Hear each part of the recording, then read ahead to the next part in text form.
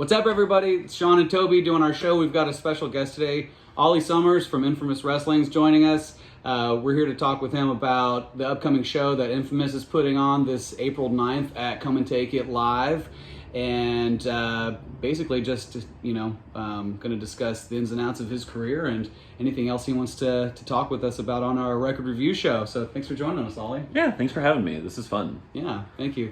So I guess to start off, any thoughts going into the this big weekend? event? Yeah. What's going on this weekend? Yeah, so Infamous Wrestling, it's like an alternative wrestling environment for Austin. We've had a lot of wrestling in Austin before. And Infamous is kind of bringing back some of that old school feel to what was in Austin. They got a lot of classic wrestling like I do, and then they also bring in a lot of like deathmatch elements, getting out all the weapons, all the hardcore stuff. We just had a deathmatch tournament in December. So we're going to bring all of that fun stuff on this Sunday, Easter Sunday. Wow, when does that start? 7 o'clock? 7 p.m. Okay. 7 o'clock. Yeah. Called me out. Hey, come and take it. No, Come and Take It Live. Yeah, and it's called Easter Rising. Yes. So, Easter Rising. Yeah. Oh my God. So we're going to start off with some traditional wrestling, which is what you do. Yeah. Right? Infamous is a great blend of just like classic wrestling like you see on the TV, good indie wrestling, and some of that extra hardcore spice. All right. So who got you into wrestling originally? Like, what's your favorite wrestler growing up inspired you? When I first started watching, I was like 12. I was in middle school. Yeah. And I had to like sneaky watch wrestling on USA Network because my parents didn't like it. So like when I first started, it was like John Cena, CM Punk, Jeff Hardy, all those kind of guys. And then as I like got more onto the internet, I started like YouTubing stuff for like, and that's how I got into like indie wrestling, like PWG, seeing stuff like Chris Hero, ACH, a bunch of just like really, really good indie wrestlers, and I just like couldn't get me away from it since then. Dude, I mean, I'm way older. I used to stay home from church and watch Mid-South wrestling in Houston. And my favorite was Junkyard Dog because, he's so badass. Well, and I used to watch the promotion here from the Sportatorium up in Dallas. So like Jeff Jarrett and Angel of Death. And that's kind of how I cut my teeth when I moved to Texas back in 1989. But before that, it was also WCCW, out of Nashville. Bill Watts, I think, territory, so like Bill Dundee and... Macho Man got his start in that promotion also. So it's cool to hear that you started off with obvious like WWE, being the first thing that you encountered, but before, you really dug into the independent circuit here. And there's a lot of that apparently. And so you're with Infamous, but who else have you wrestled for, or what other promotions? So I'm in a faction called Culture Shock. With my boys CJC and Danny O'Ryan, and we've kind of like lately been kind of kicking off and going everywhere. Like we wrestle in multiple promotions in Austin, like Inspire, Infamous, our school AAPW. We've gone to all the way south to the Valley area. We've gone all the way north to like Dallas and Sherman. We've gone to Oklahoma. I've been to Arkansas. Just kind of like getting anywhere I can, trying to get that experience, trying to like get my name out there and everything like that. Fun. Where are the best crowds so far that you've been? Ooh, it's so interesting because it's very different crowds. Like Austin, and even just the different crowds that go to the different shows. So like Austin, you have stuff like the Infamous and the Inspire crowds that are like more indie. They're more into like the kind of fast paced, the hard-hitting stuff. And then there's some comedy shows in Austin as well where you go and it's a bunch of like hipsters that have never seen wrestling before and are getting drunk, but they're like fully enamored with the story. So if you just do a body slam, they hear that sound that the mat makes and they just like light up. It's just completely different experiences. But I really like Austin. I really like Houston. I think those are the two big ones. What towns have the best hecklers? Ooh, Uvalde. We used to Really? wrestle in Uvalde, and there was a guy that would not shut up about the one like main bad guy faction, and just every match he would just shout, "That was weak, House of Wolves." I'm just, let me Somehow do my Patrick job. Travis made it out to Uvalde that night. Okay, so y'all are a good guy crew, right? Or At Infamous, we are some lovely boys. We love each other. We love everyone else, and all that is getting in our way. The only thing we don't love is Jeff Gant. Jeff Gant, been wrestling here for a long, long time, mainstay at a lot of Austin promotions back in the day, and he has decided to take his time to make our lives living hell. He's hired mercenaries to try to take us out, and this Sunday, it's gonna reach the breaking point. We're gonna do something to where it's either he goes or we go, and we're gonna show out. And how did you and Jeff meet? Like, you had a relationship at first with Jeff, and was he kind of your mentor in some respect at some point, and then that turned for some reason at some point? So Jeff is from AAPW as well, like from the same wrestling school that I'm from, Okay. and he was around when I started wrestling. He was around when I started training. He was one of my first like practice matches before you actually debut. So there was that sort of like mentorship feel, but I think in his mind it's like dog eat dog business, and if we're on the way up, he's got to knock us back down so that he can stay up. Or he's just a bad person. One of the two. Yeah. Well, we're gonna find out on Sunday, I guess. dang, So, it's coming to a head. yeah. Heckle Jeff Gant, man. That's ridiculous. You know. Dang. If you come to Infamous, heckle Jeff Gant. Yeah. I mean, taking you guys under his wing, or at least coming up with him in the same school, and then basically, using you as a stepping stone, or just trying to make the name for himself. That sounds. I'm not down with that. So yeah. All right. I can't wait to see what happens this weekend. So. Awesome. That's awesome. Yeah. All right. Well, listen, Ollie, is there anything else you want to tell our fans or your fans to wrap up and just let them know like what to expect or where you're going to be, I guess, even after this show, and how to keep up with you? I think for Infamous, we've got a couple of things announced. There's a poster and everything, but just to like run it down, we've got big names. We got people that used to be in the WWE. We've got Warhorse, who's from the Midwest, and he's got this whole hardcore metal rock. He headbangs. People try to hit him into the turnbuckle, and he's like, "No, this is my stuff. This is what I do."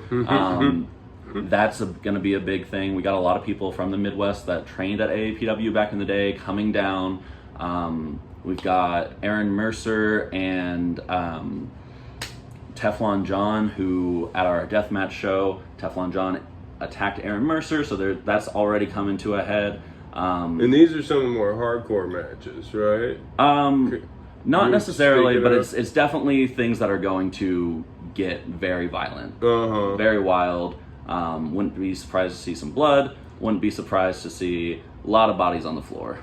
All right. Wow, that's gonna. So be... you guys don't bring anything normally into the ring. The other guys, when it gets later on the card, that might get a little dirtier. That's all for the other guys. I'm here to have a good time and beat up Jeff Gant. Yeah, that's awesome. I hope Jeff Gant gets bloody this week. Keep it clean. Keep it a good fight. Yeah, whatever. Yeah, like if it's what was the phrase? Do everything you can to win, but if you cheat, how does it go? Roddy Piper, sorry. Roddy Piper. I'm fucking it up. I'm sorry, came everybody. here to chew gum and kick ass, and I'm allowed to chew That's gum. Right. I like win that. if you must, lose if you, win if you can, lose if you must, but always cheat or something. Always like that. cheat. Yeah. If you can get away with it. Yeah. Sorry. Well, that's so exciting. Yeah. So do you have a tag team within it, or Yeah, so it's going to be me and my Culture Shock boys, Daniel Ryan and CJC. So it's a triple team. Yeah, we're a stable, so it's like three of us, and we kind of like, we can do single stuff, we can do tag stuff, we can do trio stuff.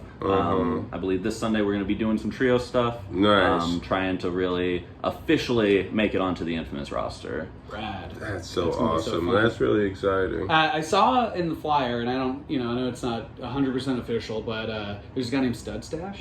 There is a guy named Stud Stash. That got me excited. I'm excited. I don't know what to expect with this. Imagine big, burly, great mustache. It's the best mustache you've ever seen. And sometimes he'll come out with a motorcycle, like, tire protector hubcap thing and put that on his arm, smack people in the head with it. I want to see that.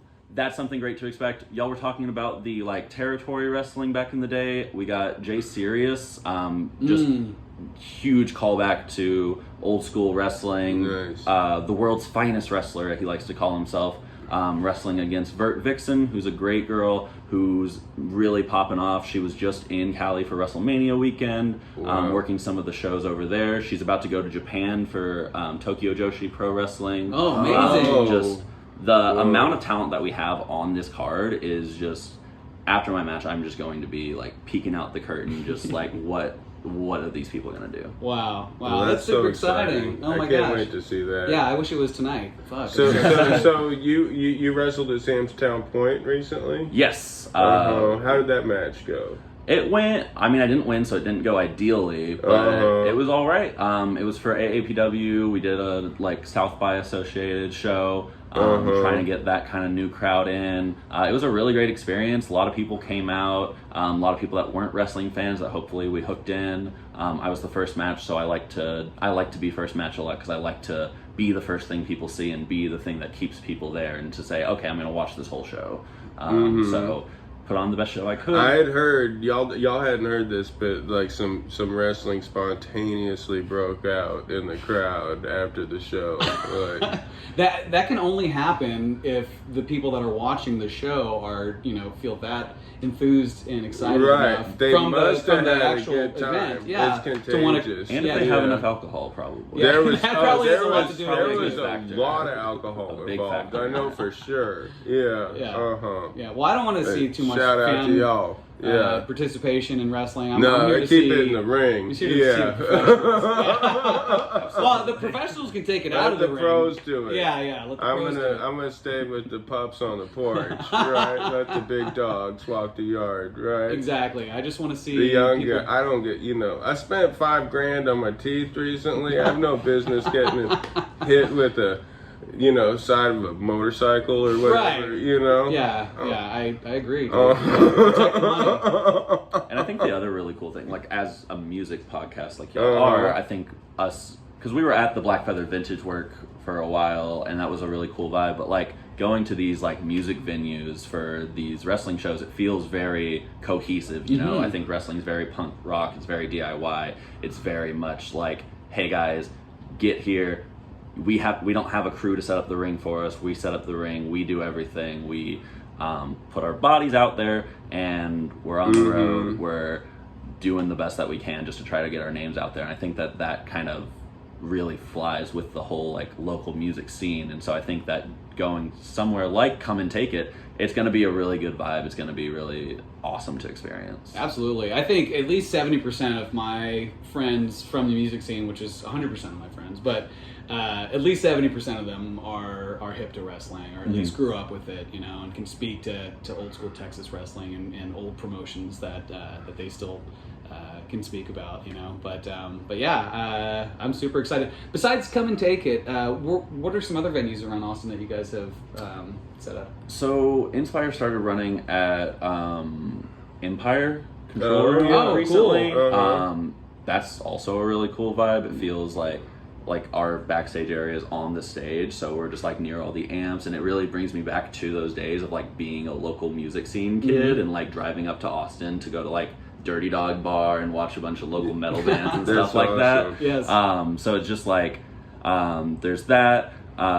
I've done, like I said, we did the thing outside the vintage shop, so we were just like changing behind a building, cars driving by, just like in our underwear. It's very, very DIY, very like just here we are. Let me tell you how DIY it was. The Black Feather show was amazing because there was a spot at the end where it was outdoors and someone backed up a U-Haul truck and jumped off of it and did a huge elbow drop on somebody, and people were like losing their shit. Yeah, it was like, you can't get any more hardcore DIY than that. Also, how could I forget? I just did a show on the beach last month. Oh wow! What was Bash it at the like? beach? Yeah, it was Valente Beach, like outside of Austin. Yeah. Just in the sand, beautiful backdrop of like, especially for the main event, the sun was setting. It was just like a vibe where I was like, I don't know how this is going to work up setting a ring in the sand, but once it was there and we were actually doing it, it was the coolest thing ever. That's awesome. Did you wear your sunblock?